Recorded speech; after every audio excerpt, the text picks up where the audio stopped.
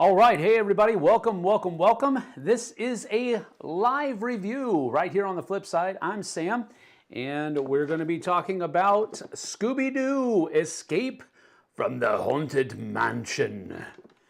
And I would have escaped too if it wasn't for you meddling kids. I'm pretty sure he's not here yet. Should I say this? I'm pretty sure Eric had a cameo on the live-action Scooby-Doo movie as the person that almost got caught. I'm just kidding. I shouldn't have said that. He's probably not here yet. He didn't hear me making fun of him. That's okay. You guys will tell him that I said it later, or he'll watch it. Either way, it'll be fun. Anyway, thanks for joining me. We are going to be talking about this. Now, this is a little bit of an interesting thing because this is not a game that I was sent by the op for review. This is not a game that I purchased. This is a game that was sent to me by one of your fellow subscribers, and they heard me talking about another Scooby-Doo game that Simon put out that was kind of, well, it wasn't similar, but it had a similar theme, you know, finding ghosts and all that kind of stuff. And he was like, I bet you Sam will like this. So he sent it to me. It's a game that he and his family had played together. And it's one of those kinds of games that once you've played it, you really can't play it again because the aha moment has already happened and you can't rewind that. Now, you can run it for other people. It can be a cool group activity, but you yourself won't be able to ever experience that aha moment to the same degree ever again, because it's just one of those things. You figure out all of the clues, you figure out all of the little things that lead you down the path to that iconic moment of pulling the mask off of the person who's been the culprit the entire time. So they sent it along, and we played it. Now, I will say this, just on the onset, the ages for this is 12 or higher, and I think that's about right. This is definitely a escape room kind of game where you have to figure things out from a bunch of different places and figure out how to get out of the mansion, and at the same time figure out who is the person that is kind of being nefarious here and trying to run everybody out of town, so to speak. But it's definitely for, I would imagine, it's, I hate to say this because a lot of people take it derogatorily, that's not a word, but it's kind of a kid's game, if I can put it that way. The kind of clues that are here, while they were, we'll get into all of it later, but the kind of clues are definitely on a lower level. Now, the box back here says that it is a mid-level difficulty. I don't know that I agree with that, but the caveat is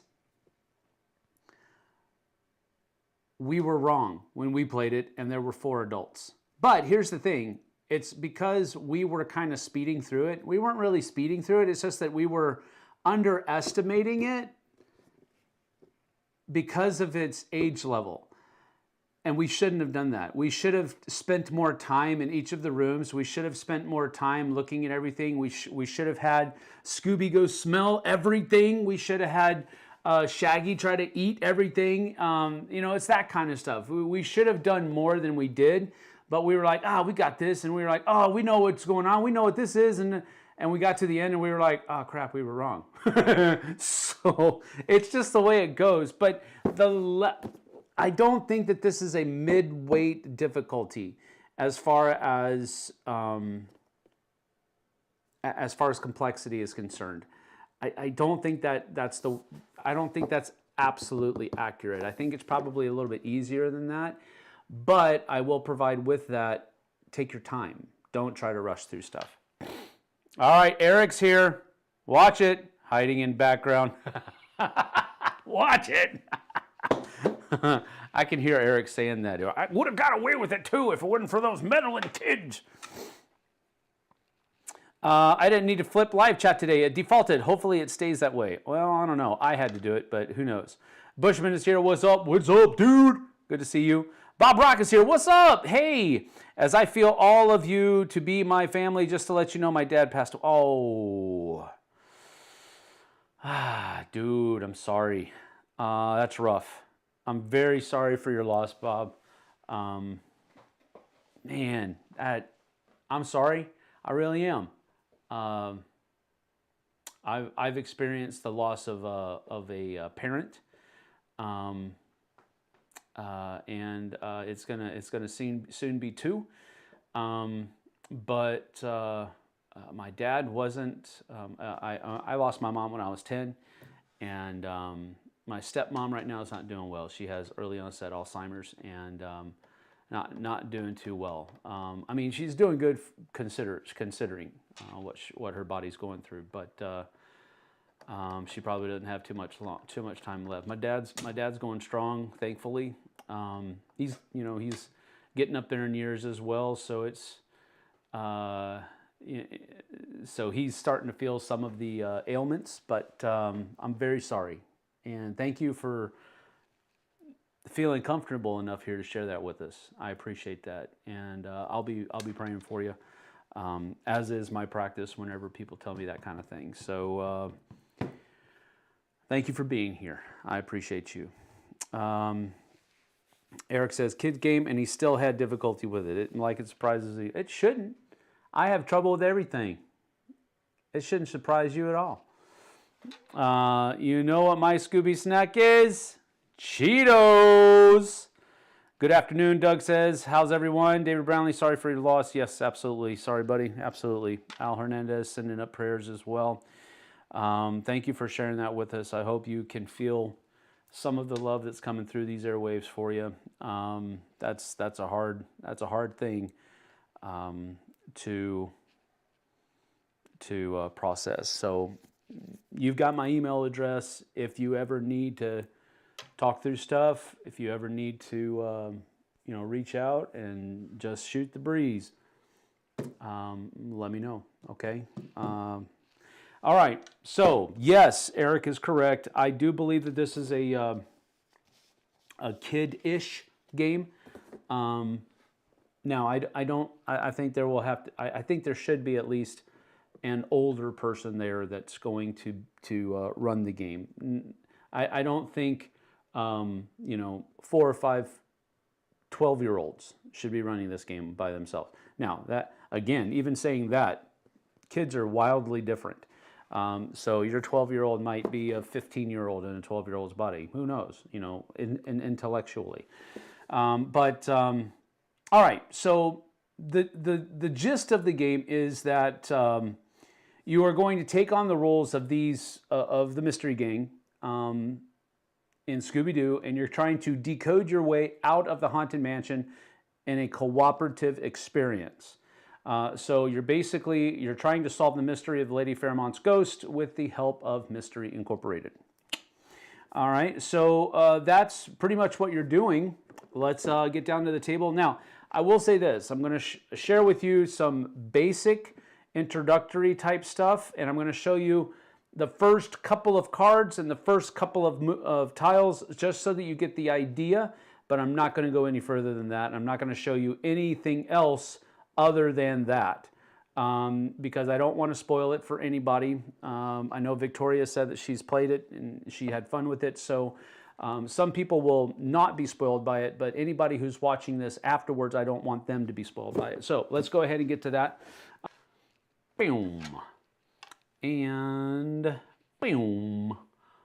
Boom. All right, so here we go. We have all of the different stuff that is in the game right here for you. So basically the game comes with these little, basically they're paper. They're a little bit more of a durable cardstock, but they're standees. They have each person, so Shaggy here has the ability to eat. Velma has the ability to research. Daphne has the ability to use things. And Scooby has the ability to smell.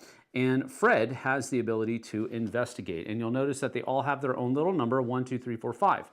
That's going to come into play later on. They also have their own books over here. So Velma, Shaggy, Daphne, Scooby, and Fred all have their own books, and they all have entry numbers that are within their certain window. Now, the reason that's important is because you're going to be reading entries from books as you look at different things within the mansion. And we'll talk about that in a minute as well. It also comes with this Chapter 2 envelope, and the Chapter 2 envelope is for saving the game. Once you get to a certain point, it's about an hour in to trying to figure things out. Once you get about halfway through the story, so to speak, you're going to have the opportunity to save the game, and you can use this envelope to do that. And it's basically just called Chapter 2. It's just so that you can come back to it at a later time and continue where you left off. So that's basically where it is. Here is the rule book, and it is not, I mean, it is a super small rule book.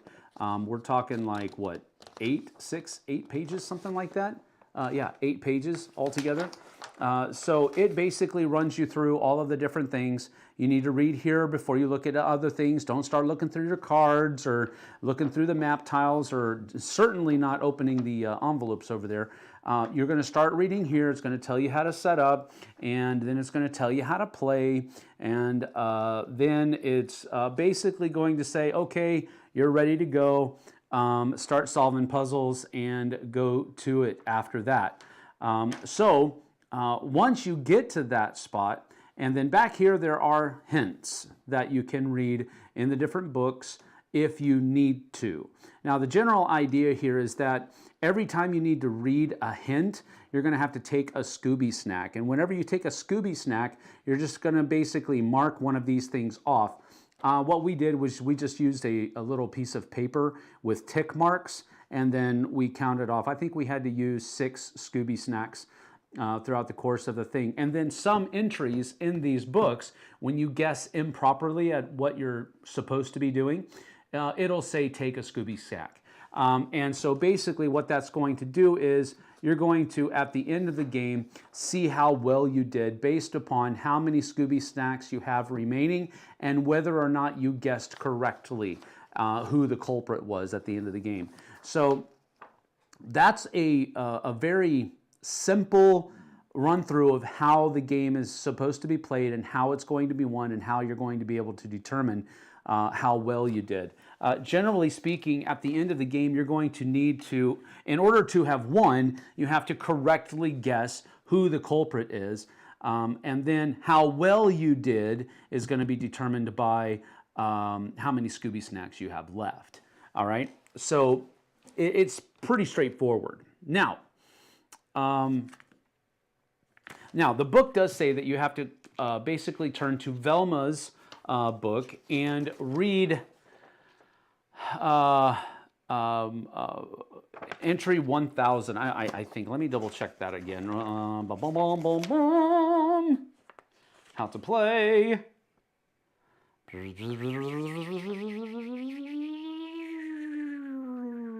No, I'm sorry. Turn to entry 5000. I was way off. All right, so I did think it was, I remembered it was the first one. So here we go. So we turn to Fred's book and we open up to the introduction, 5000, and we read all of this. And then it says down here at the bottom, can Velma research what's going on? So basically, what happens at the very first introduction is something happens, the light goes out, everybody vanishes, and Velma's left in the foyer. And so can Velma research what's going on? So you place map 1 on the table. So at this point, you are going to turn over map tile 1, and you're going to place Velma in there like so. And it basically tells you to do that. Place map 1 on the table, add Velma to the foyer. All right, so now at this point, what you're supposed to be doing, you would basically set Fred's book aside. And what it does kind of recommend, and what I've had other people kind of recommend, is that these are just kind of left out there. Nobody has just one thing, but you can do that. You can have like 5 different people take a book each, and whenever that person is going, they're going to be the one reading out of it. But it also says that you don't have to do that. Anybody can control any person at a time. And so what's going to happen here is you're going to have Velma walk around and start researching things. So one of the things that we did first was we came over here and we investigated the armoire first. Now, when you investigate something or when you research something, you're going to take the number that the person's number, which is 1, and add it to the item number, which is 401. All right, so what that means is you're going to take Velma's book, since Velma's the one that is doing the research, and you're going to turn to entry 1401. So as we go to 1401 here, says, gingerly reaching out, Velma opens the door to an antique French armoire. She is relieved that nothing leaps out at her except a few dust bunnies. And then it says, reveal card 1. And so we would then go here and reveal card 1. And so this shows what Velma sees in the armoire. All right? So at this point, you could have Velma come over here and read 1501, or come up here and read 1601, or come right here. Now, we've already read 1401, that's the armoire. So you could do these things here, but you're also going to be taking note of the other things that are in the armoire, because this is a clue card. So it's not just for Velma to look at these things. There's also other things on the card that could be of use later on, or not. You just have to wait and see. But she could turn to 1501 right here, like this. And for example, it says, Velma finds a purple jacket made of princely material, but it's old and musty now. Velma takes the jacket off the hanger and shakes it out, sending dust flying everywhere. Something flies out of the pocket as well. Reveal card 34. So then you would come over here and go all the way down to card 34, and you would reveal it. So a key fell out of the jacket pocket. And now you'll see that it doesn't have a 3-digit number here, so it's not going to be used. There's no 11. It goes from 1,000 to 1 for anybody. I've already spoiled part of it, and I don't really want to spoil any more. But that's basically what you're doing here, is you're going through all of these different rooms. There are 12 map tiles in the game, and you're basically trying to figure out the mystery of why this ghost is continuing to plague this house. And once you've done that, it's also going to see if there's cardinal directions here. It's going to tell you, the book will tell you when you put out a new one. So for example, there's a door right here. You see that there's a door over here too. So maybe map 2 is going to go over here or over here. You don't know until it's time for you to reveal that. So that gives you a basic idea of how the game plays. And again, I'm being very surface level because I don't want to give anything away, but you'll be directed to by entries in the book, or by different things that will come up on the clue cards when you open all of these different envelopes. And those will be things that you can use to help solve the puzzle. But that's pretty much what's going on here. And let's get back up top. All right, so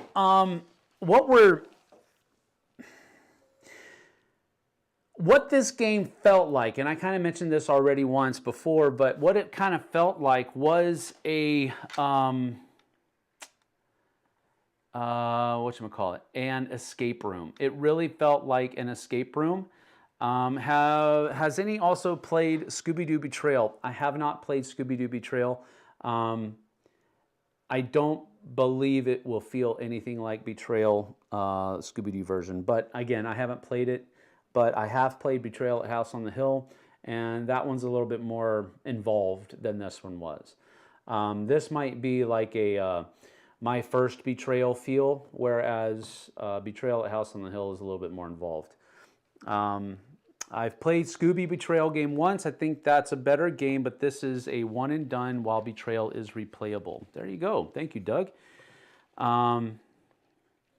So this is more comparable to an exit unlock game. Yes.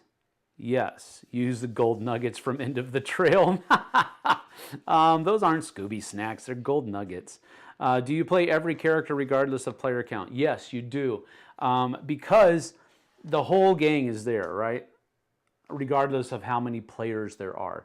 The book, or rather the box, does say it is a 1 or more for player count. You can play this solo. You can play this with 10 people at the table. You can play it with 12. You can play it with any number of people. It's more like an activity than it is an actual game, because you're just trying to take all of the clues that are being used and deduce through them all to get to find the correct answer. So any number of people can do that. So it doesn't really have a player limit. And yes, no matter how many people are playing, you do use all of the characters, because you sometimes, you know, Shaggy might go and look at something and he's like, cool, dude, I saw that one time. And then, it's absolutely useless. You know, Fred might go over and look at something, and his entry might be, you should really have Scooby come and smell this, you know, that kind of thing. So all of the characters are used regardless of player count. Walk around, investigate. Snoop is more like it. See? I told you. You're that guy. Getting a lot of buffering. Anybody else? That's strange. I'm all good at the moment, Philip says. Sounds like those exit games. That's pretty much what this is. It very much feels like an exit room game, or an escape room game. That's what it feels like, and it is a one and done. Once you've played it, whether you got the answer correct or you got the answer wrong, you're not really going to be able to go back through it again, because now you know the combination, right? So that is what this is. And generally speaking, somebody somebody sent this to me after they were done playing with it. That's exactly what I'm going to do. I'm going to send it on, because there's no reason for me to keep this in my collection. I've already experienced it. I've already played it, and I know that I could encourage other people to, since I've experienced it, I now have that kind of in my armory, so to speak, for if somebody's asking for an escape room type game. This is one that I'll probably say, hey, see if you can get your hands on this. But I'm going to send this out. I'm going to use this probably for one of our It Belongs in a Museum things. Or it could be part of one of the bigger ones. But I think I'll send this out as one of our It Belongs in a Museum prizes in the future. Because I don't have a reason to keep it, and I want to pass it along just like it was passed along to me. So yes to occasional buffering. Sorry, Luke. Yeah, lots of buffering. I'm very sorry. Okay, now it's saying that it's having trouble. But YouTube is not receiving. I don't know why I don't know why it isn't, because everything looks good on my end. And let me, oh, you know what? I think I remember. Dang it. I wonder what's going to happen. All right, hold on for, dang it. Oh, wait. Oh, yes. Yes. Come on. Come on. Come on. Maybe.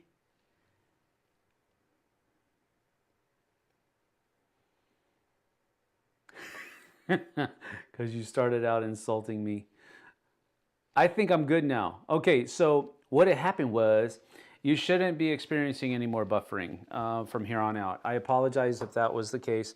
I was using this computer to help activate Jesse's new phone last night, and I had to put it on a different server upstairs, because I've got the server for the Flipside down here, and it gets a good connection down here, but up there, not as good. Same thing as for the other one. That's why we were having trouble with buffering. Why we just had problems with buffering here is because I was on the different server that's upstairs.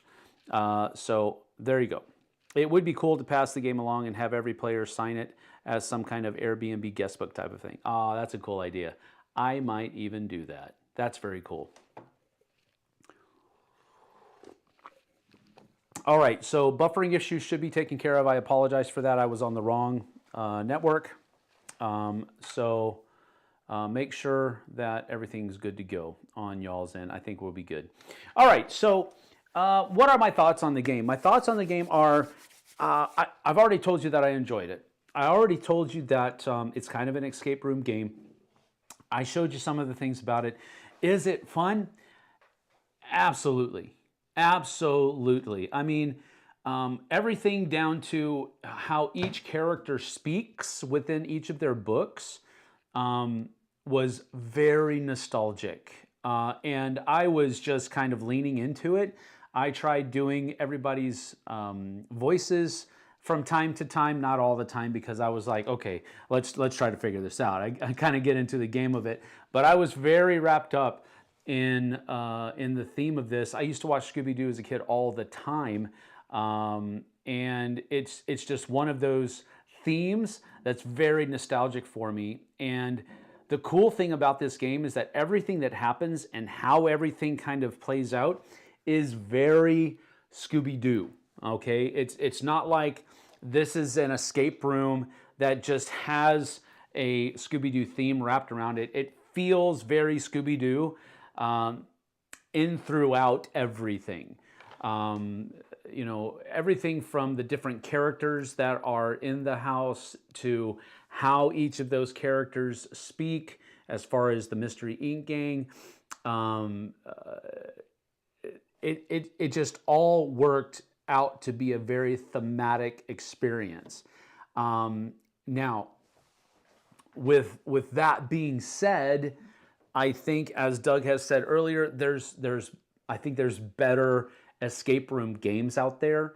There's better horror style, or rather mystery style games that are out there.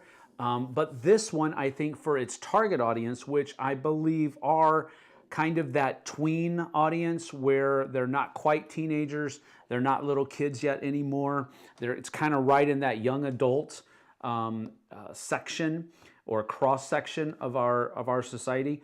I think it's perfect for them, especially if they enjoy the Scooby-Doo experience. If they don't know what Scooby-Doo is from like Adam, then there's probably not going to be a lot of draw here, but I think it's probably recognizable enough that people will be able to latch on to it and enjoy it. So there you have it. Some of the mechanisms employed are pretty cool. I really did enjoy the idea of having each of the characters have their own book and their own lists of entries that they're going to read when they specifically interact with the different elements in the room. I thought that was pretty clever. When Velma looks at something, her response to that thing is much different than if Shaggy looks at it. If Scooby's going to have that very much, well, this smells weird, and this smells like that, and ooh, this smells like this, and that kind of thing. So, but it's all clues. It's all clues, and it's pointing you down a direction, but you have to pay attention to where it's pointing you. And I really did like that. I thought it was a very interesting way to have each of these different people kind of go down their own path as they're going through this haunted mansion. So I thought that was a great job.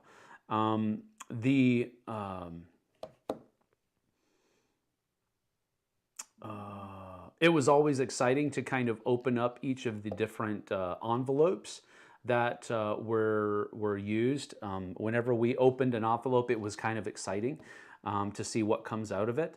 The clue cards are all pretty cool. You get anything from like maps that you have to follow to pictures that are on the wall to different items that are laying around, what you see outside of a window. All of these kinds of things. The fact that there's things in the kitchen that you have to investigate and look at, and there are things that, you know, it's just one of those kinds of things that everything works really well together. The component quality was really kind of lacking, and I get what they're doing here. Their target audience isn't adult kids, if you know what I mean by that. It's not, you know, their target audience here isn't necessarily the hobby gamers. So the component quality was definitely questionable. These standees were definitely not something that I would really want to do, because I was really a little fearful that I was going to bend it the wrong way and it wouldn't continue standing or something like that. But and most of the components, especially and including the ones that are in the envelopes, they're all kind of chintzy. So the cardstock is not bad. I did like that, but even the map tiles I thought were, you know, these were super. See what I mean? It's just chintzy, flimsy components. So that would definitely be a strike, in my opinion. But considering the target audience, I understand why.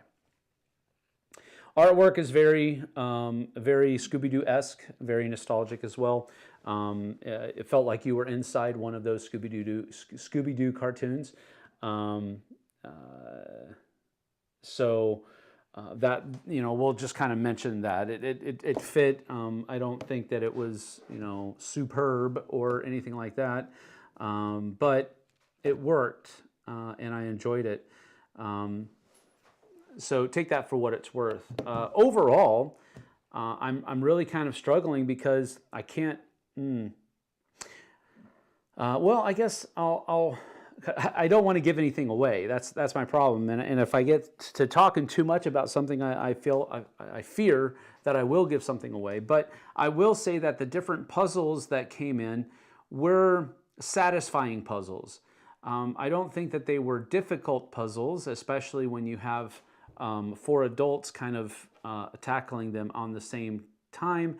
But I will say that there could very well be a strong alpha player conundrum in this one, because some people, if you're playing with adults, I don't know that you'll have this problem with kids, but if you're playing with adults, it definitely has the ability to have one person just kind of take over, and you kind of have to battle that a little bit, because it's a little bit.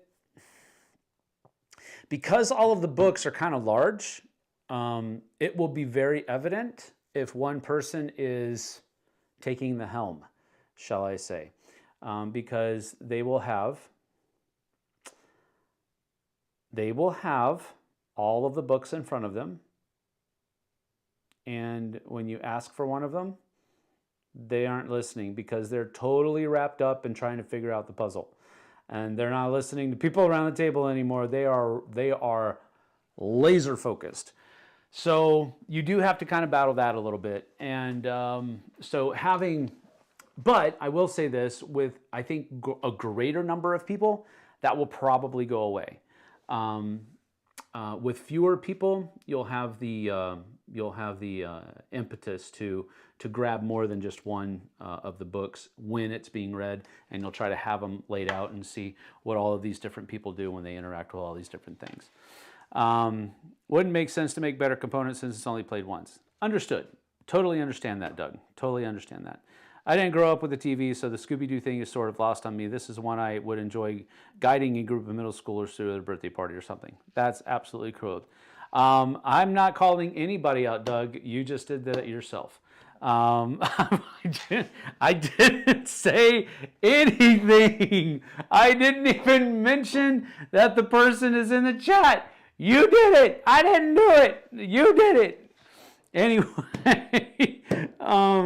it was fun. It was a good experience, even with one of us that was definitely trying to take the helm.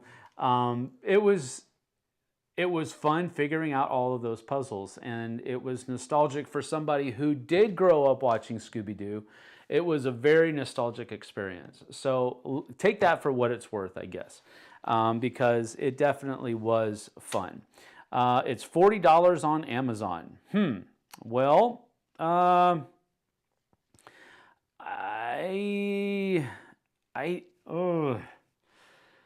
boy, oh boy, $40 on Amazon. Really? Nah, come on. Scooby-Doo Escape. Let's do that. Let's see what we got here. Noble Knight Games has it for $26.95.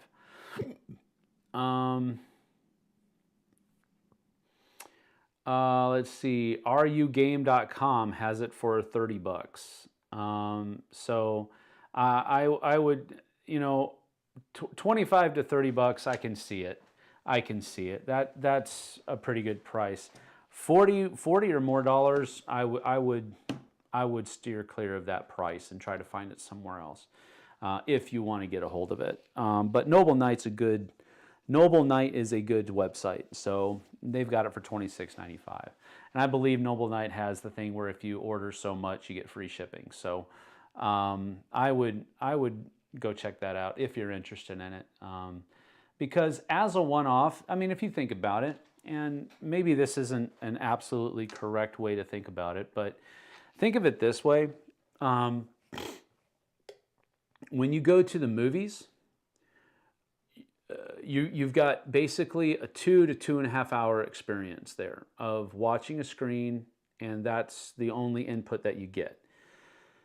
If you buy a game like this for $25, $30, you're going to get a much more involved experience for about the same time. If you play through the entire box in one sitting, it'll take you about 2 hours. You can break it up into 2-hour sessions if you want to. But you're spending $25 to $30, and basically you could play, let's just keep it to a regular amount. 5 people can play this for $30. That's $6 a piece.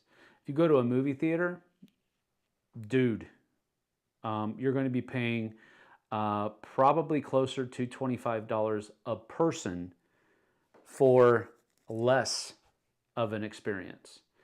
That's kind of what I use whenever I'm talking about board games, because, and I think it's really applicable here, because generally speaking, you watch a movie once, you've experienced all of it. Now, I go back and watch movies multiple times because I see things that I missed the first time. That's not necessarily going to be the case with this one, but I think it's still applicable. So $25, $30 is pretty good for me. Travis, what was your group's playtime for the game? It was about 2 hours, about an hour and a half, 2 hours. But again, we as I was saying earlier, we kind of jetted through a couple of the rooms, and we actually didn't end up turning over one of the rooms, which ultimately is why we, I think, guessed wrong at the end. But we jetted through a couple of rooms, and then we got to a point where we went to the end of the game, probably what would be considered prematurely, and we guessed incorrectly. I think if we would have taken a little bit more time and maybe used that extra 30 minutes that we didn't use, we would have been able to figure out the question. But we kind of jetted through a couple of things and made some wrong turns, basically. Didn't find this game, but I did just find a real Scooby-Doo themed escape room. Oh, that's cool. I was looking at movie tickets this weekend for IMAX, and the online price was over $30. I know. I feel so old saying, during my day. Exactly. $10 shipping, free, over $150 at Noble Knight, so $40 with taxes and shipping. Yeah. But if you include it with some of the other games that you might be ordering, you will get free shipping. I mean, and at today's prices with most games that are designer board games, $150 is a couple of games. So you can get free shipping though. Don't do movie theaters. They always kick me out for partying. Whatever. That's girl math, right? My wife added another $99 of games in order to get free shipping. That works. Because at that point, it's even better than going to your local game store, which I don't recommend that you not go there. What I'm saying is that you're not spending gas. You're not spending money on shipping. So you're getting the games for their prices. So I understand it. I'm not agreeing with it, but I understand it. Is there another IP you would like them to make a similar game of? At this level, no. No, I don't. Because this is kind of a family or kids with family style game, and I don't think that, I don't know of any other IP that they could make with this. But again, I haven't really thought about it that much, Travis. To be fair, time was getting late, which is why we were rushing a bit and why I was flipping through multiple books. Yeah, I know. Yeah, you were. You were taking the helm, Doug. That's what you were doing, you stinking alpha player. Okay, Moneybags, I'll just start ordering away. Go ahead. That's your money, dude. You do whatever you want with it. All right, well, that's about that. We have basically talked about everything that we can talk about with the game. The only thing that's left is my rating, and I'm simply going to give this a thumb up. And the reason it's not 2 is because I would like to see a game like this that has multiple scenarios in it. For example, Travis, you were talking about other IPs. No, not really. I'd love to see this IP used multiple times within the same box. I'd pay well over $40 for that.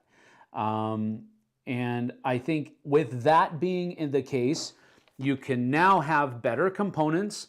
You can now have more puzzles to figure out, more decks of cards that you're going to be able to use for clues. These are all things that I would like to see. Multiple books, you know, one book for each of the different scenarios that are in the book. I think that would be a much cooler usage of this IP and this system rather than trying to find another IP for it to exist within. As it is, it's a one and done, and it's great. I enjoyed myself. That's why it gets a thumb up. If in order for it to get a couple thumbs up, however, it would need to have more scenarios. You know, I'm talking probably at least 4, maybe not, if not 5, but really as many as possible so that you can have more fun with it. And it's not just a one and done. That's one of the main reasons why I'm only giving it a thumb up, is because now I have to get rid of it. Now I have to give it away to somebody else because I've already played through it. I've already experienced it. There's nothing new for me here. I can't play it again, which is why it's only 1 thumb up. I would have much rather preferred to have a number of scenarios in the box rather than just one, and now I'm done with it. Now I'm gladly going to pass it along, but that's why it only has 1 thumb up, is because I'm done with it. I can't keep it. I can't play it anymore. I enjoyed it. I would love to have enjoyed it again with a different scenario, but I can't. So that's the main reason why it's only 1 thumb up. I want to thank Robert for sending it to me. I really appreciate that. That was a very thoughtful thing that you did. And I'm going to reciprocate that and send it right back on to somebody else so that they can enjoy the same thing. And I think I am going to do that little guest list idea that I was thinking that was talked about in the chat. So that is that. Case expansions. There's a Goonies themed one too. See, why did you tell me that? Because now Jess is going to want me to get it. Can you start over? I really wanted to watch this live. No, just rewind it. According to BGG, another game with this system has the Shining theme. It's a 4.0 rating right now. Ooh, A 4? Is that like a 4 out of 10? Really? Shining. Oh, maybe I should learn how to spell shining. Bum, bum, bum, bum. Don't have it. Oh, Escape from Overlook Hotel. Is that what it is? The op? Yep. Oof. A 4? Ouch. Why? I would really like to see why it's rated 4. I'm not going to do that here, though. But goodness gracious, man, that's pretty rough. What's the Scooby one rated? It's a 7.1. Ooh, so I got the better one. No, it's still just 1 thumb up. Sorry. Anyway, we're going to get on out of here. Thank you for joining me, though. I appreciate you. I am looking forward to Smart Girl. Wish I was. Good thing Jess doesn't watch the stream. There's a Goonies one theme, too. Yeah, I know. I got to keep that a secret. Escape from Overlook Hell. You wish you were a smart girl. No. You guys are crazy. All right, thanks for joining me. We have been talking about Scooby-Doo Escape from the Haunted Mansion. This gets 1 thumb up from me. Thanks for joining us. We certainly appreciate it. Tune in to our It Belongs in a Museum for the possibility of getting this copy sent to you at a later date. Thanks for joining me. We'll see you guys and gals on the flip side. Take care.